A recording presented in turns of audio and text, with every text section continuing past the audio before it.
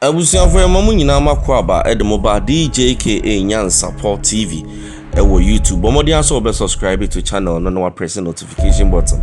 for more videos. Abrantia Sabri odaso ya Abrantia friend Ras Tutu na ye nyina yenim Ras Tutu ni dwumadi na odi ewo Ghana ni nyina ne we sini twani na sini bebre na mu nyina mo bekai a wababa betwitwa na sinini mu role na otai play pa baby abonefo sem wo se bi yede na ye am robber ana se bi yede na ye komfo na saa time no Dr. Like nei Ras Nene na Abrantie friend fum ya na omo miensa na Kumawood mu onhwe na se boni bi ekoso mu a se yekukum obi se ye kose ya de ye koye we de na ye mrantie miensa na omo di saa dwumadi no ewu movie no mekire character na omu play ewu mu no na eneye da sore ya ante asempa ekire se Abrantie adane kete echi wakra kwansie do enra na asem no esiye na yeti asema ya na mepese mehwehwem ansana yetimi ababonten ababa be feed him with the right information. Sabram no ka say de said yetete ne nra no Ras Tutu onka ye ho ebiem na Abrantie efri wono eho na ofri nemum tafo na na ote tafo ni Abrantie eho na Ras Tutu na ono nso etie na Abrantie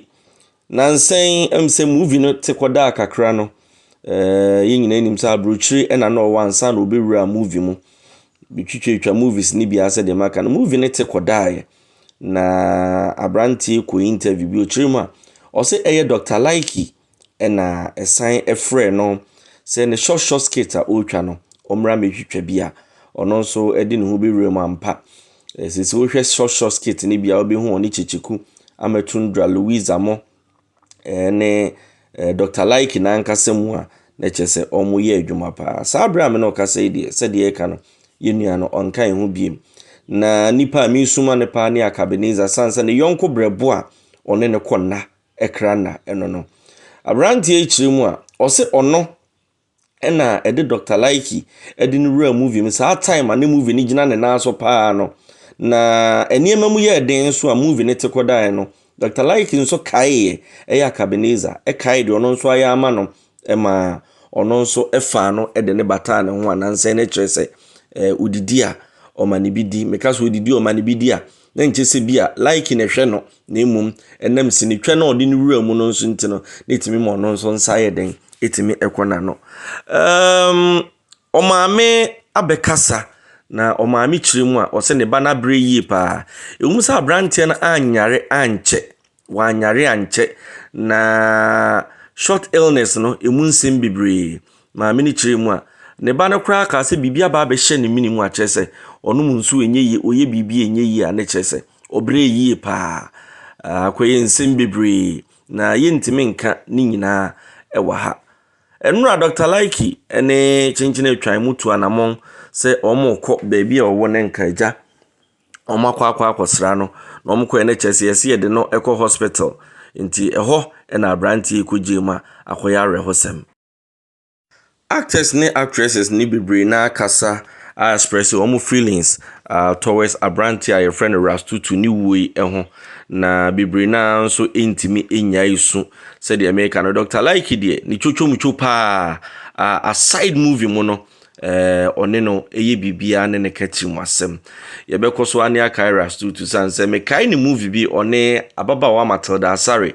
sa movie no no na ye be frɛ Matilda Asare esuo tate aboy ana Matilda Asare ono no eye konfo ana Ras Tutu nso eye konfo no so ne ye frɛ no ata malagwan sa na ye frɛ no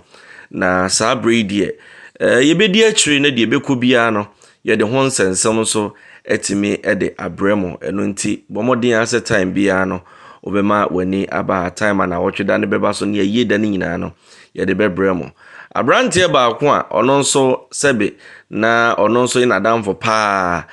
Abrantie a ye friend fum ya sa abreme no ka say de ono nso e France abrochimemu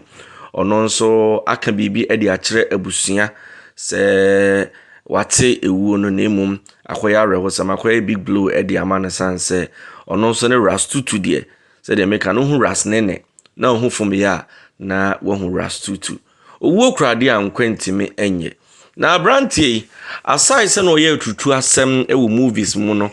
da bia me kase nipa dwuma bi ewudi no ma udi a ma nipa hunu se adwuma a wo ye no wo ye serious about it ba wo hia in real life ahobrase se de obesi bi akasa ne nafutuo no ono ankasa kire mo se bre bi atwam na obrabo ne bi mu ana enye na emu me na edie wagyan ni nyina manakasa nso hunu ni se wiase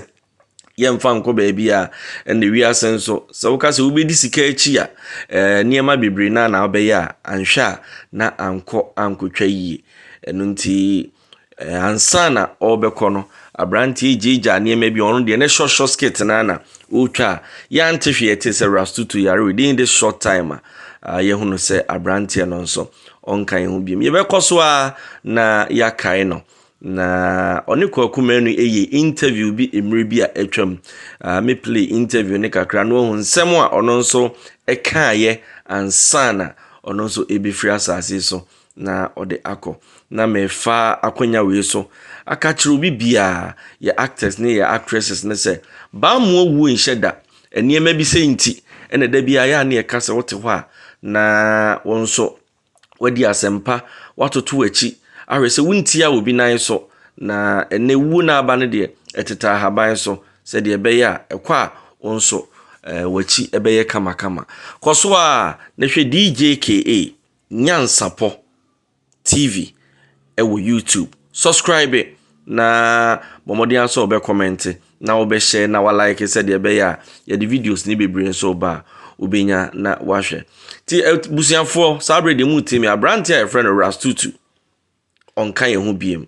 said ye ti news na nra na ampa me say eya ye mpese ye bepre na ye di news na abro because enipa credit mi kokoma obi credit mi kokoma ade a chi ansa no asori enu nti ne twentwen so a ye de ebro say sabre de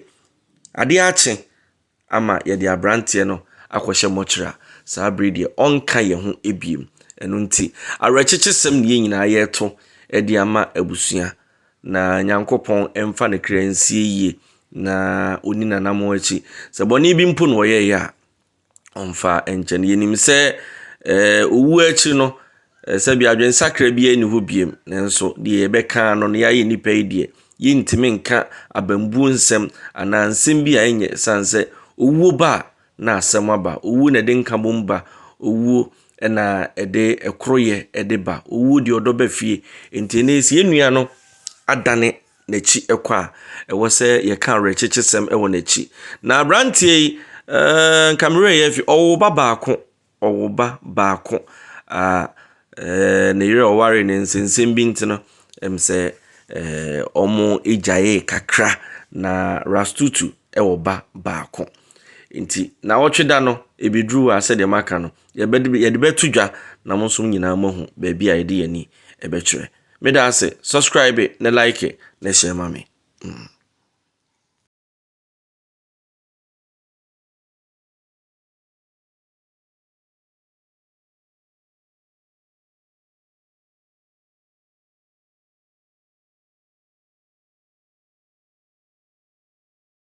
me to from Subama because I nkuja obi wo Subaja ko be on fra ti wo beka bia me best ni me no bia nya sa me na mo bu me be ma me yale eno na ni character aye sin na ko wo hu de na personal wo ko mo liku se bi no mo wa ma me me ma me nete ana ma me so kama oba o mo da no oba be ma ta me se me mfro ni me no hu mi a obi afa ba se okay edi wow ti ono enye ka wasem e ho ne e bo nwum kire no ye na tutu ye jeje ne so oye bo ni a ta de ti ye o obi o drug dealer bi ati soja o ta se ye di mlaso ko so pe wo nkwa wa ta se simple instruction wow sana bronete ofoforo no de o na me ye adwuma na de se me papa kwa ne se me ko no apa adwuma wo ba bi fe Home Depot company kase o mutua good kama mama start me kwa starting be $12 $12 an hour a week 1,002 in 2 weeks so I say at least a month you average about 2,400 a month yeah it's not bad small boy I'm not got to papa fee ni nya betima sebu na me ba Ghana ha no